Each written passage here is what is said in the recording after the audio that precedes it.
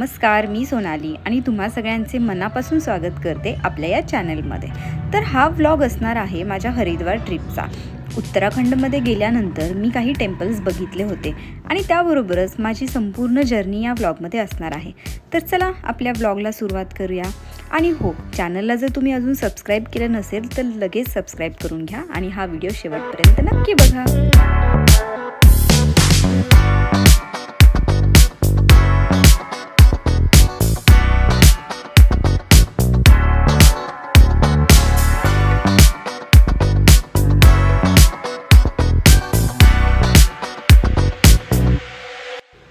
तर माझी दिल्लीसाठी फ्लाइट होती पुणे एअरपोर्टवरून। सकाळी 7:30ची फ्लाइट होती, त्यामुळे आम्ही लवकरच एअरपोर्टवरती आलो होतो। बोर्डिंग झालं आणि मस्त व्ह्यू एन्जॉय करत आम्ही दिल्ली एअरपोर्टवरती पोहोचलो।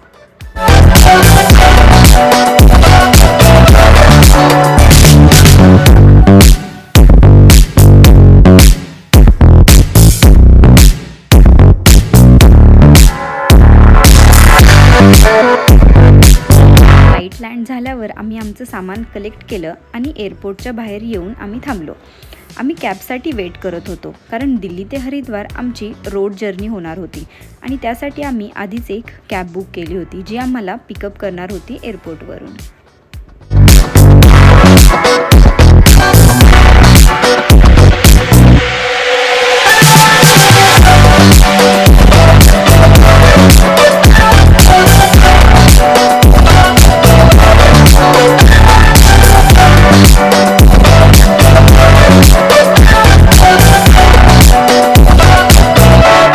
आम्ही हरिद्वारमध्ये पोहोचलो होतो। फ्रेश वगैरे होऊन सगळ्यात पहिल्यांदा मी आले भारत माता मंदिर येथे। तर इथला इतिहास असा की स्वामी सत्यमित्रानंदजींच्या मनामध्ये एकदा असा विचार आला की भारताच्या गावांमध्ये, शहरांमध्ये गंगेच्या पवित्र किनाऱ्यावर अनेक मंदिरे आहेत, परंतु या धर्तीवर आपण जन्मलो, या धर्तीवर आपण संस्कृती जपण्यासाठी बलिदाने दिली, संतांनी साधना केली, इथेच परमात्म्यांनी अनेक वेगवेगळे अवतार घेतले। तर अशा वीरांसाठी, संतांसाठी, देवी देवतांसाठी महादेवांच्या विभिन्न रूपांसहित एका भव्य मंदिराची स्थापना व्हावी, ज्यामध्ये भारत माताची मूर्तीसुद्धा असावी। अशा पवित्र दृष्टिकोनाने हरिद्वारमध्ये भारत माता मंदिराची स्थापना झाली। आणि हे मंदिर जे आहे हे 7 मजली मंदिर आहे आणि प्रत्येक मजल्यावर त्याचा एक इतिहास आहे। खूप सुंदर असं हे मंदिर आहे।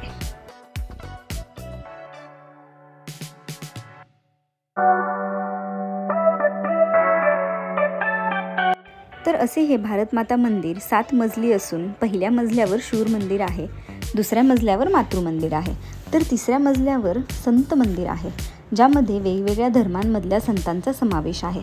चौथ्या मजल्यावर संस्कृती मंडपम आहे, ज्यामध्ये सनातन धर्म, बौद्ध धर्म, शीख धर्म इत्यादी धर्मांचे मूल मंत्र लिहिलेले आहेत। 5व्या मजल्यावर शक्ती मंदिर आहे, यामध्ये दुर्गा मातेच्या 9 रूपांचे वर्णन केले आहे। तर 6व्या मजल्यावर विष्णू मंदिर स्थित आहे। अशाच पद्धतीने 7व्या मजल्यावर शिवमंदिर आहे। असे हे सुंदर भारत माता मंदिर हरिद्वारमध्ये स्थित आहे।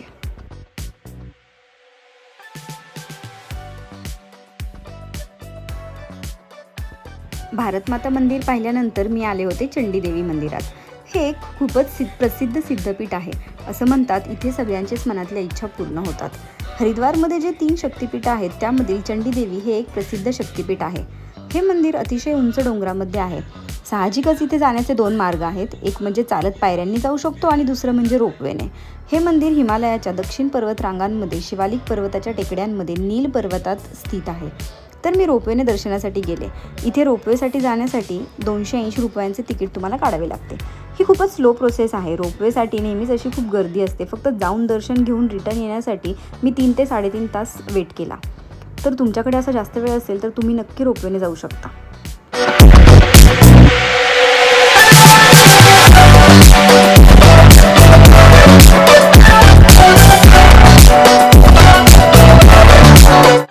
महादेवाच्या मंदिरात दर्शनासाठी तुम्ही नक्की गेले असाल, पण कधी महादेवाच्या सासरी बनलेल्या या मंदिरात तुम्ही गेले आहात का?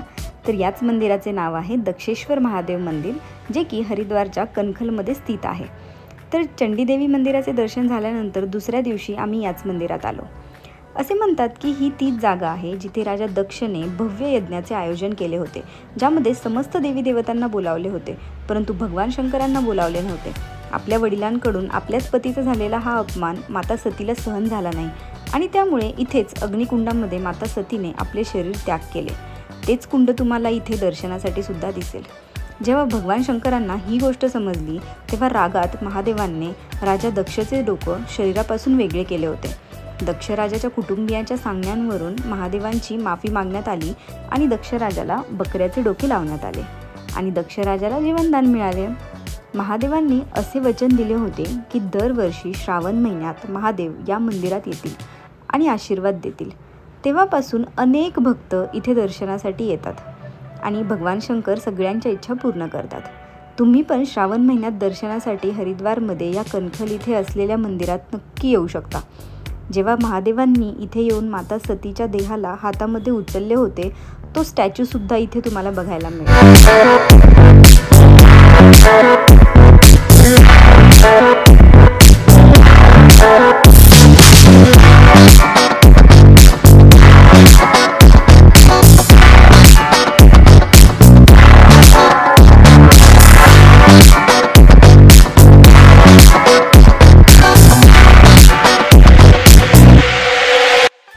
मंदिरात दर्शन घेऊन झाल्यावर मी बाहेर आले।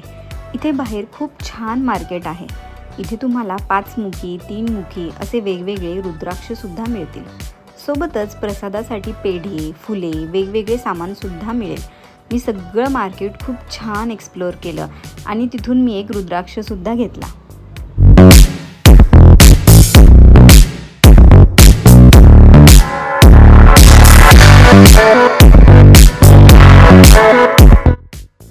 मागे मी तुम्हाला म्हटलं महादेवांनी सती मातेला हातामध्ये उचलले होते। तर जेव्हा महादेवांनी इथे येऊन सती मातेच्या देहाला हातामध्ये उचलले होते तो हाच स्टॅच्यू आहे। मंदिरामध्ये एंट्री केल्यानंतर सगळ्यात पहिल्यांदा तुम्हाला हाच स्टॅच्यू बघायला मिळेल आणि खूप सुंदर असा स्टॅच्यू यांनी बनवलेला आहे आणि एकदम मंदिराच्या एंट्रीमध्येच हा स्टॅच्यू आहे।